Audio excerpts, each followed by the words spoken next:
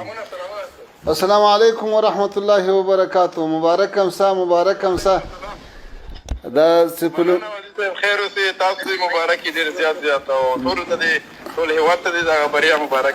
دا په لومړي ځل باندې سیمي فاینل ته ووتلو. دا یو ډېره لویه بریا ده او د نن بریا او د تېرې ورځې بریا دا یو لوی زیری دی، یو لویه خوشحالي ده. الحمدلله چې افغانان په هر ډګر کې وړاندې روان دي. موږ خو دا سیاست او پالیسي داسې لوبې باید له سیاست نه جلا وساتو او د تاسې دغه کامیابي د ټولو د خوشحالۍ سبب شو او د لوبو په برخه کې چې کوم زیار او تکلیف تاسې کاږئ ټولو ځوانانو ته یو ښه فکر ده.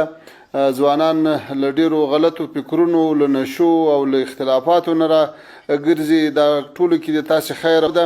نو دا چې تاسې په هر میدان کې د افغانانو شمله هسکه ساتئ، تاسې ته دې مبارک وي، ټولو افغانانو ته دې مبارک وي او الله تعالی دې نور توفیق درکړي. په مخ کې دوه لوبې چې پاتې دي هغو کې بریا درته غواړو او ښه آمادګي او ښه احتیاط.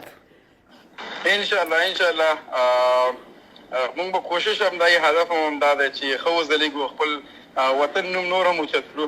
ټولو لوبغاړو په نمایندګۍ ډېره زیاته مننه او په دې انشاءالله روانو لوبو کې هم همدغسې ښه وځلیږو او ستاسو د سپورټ نه، ستاسو د دعاګانو نه همیشه موږ ته دعا کړې ده، موږ هم سپورټ کړي یو.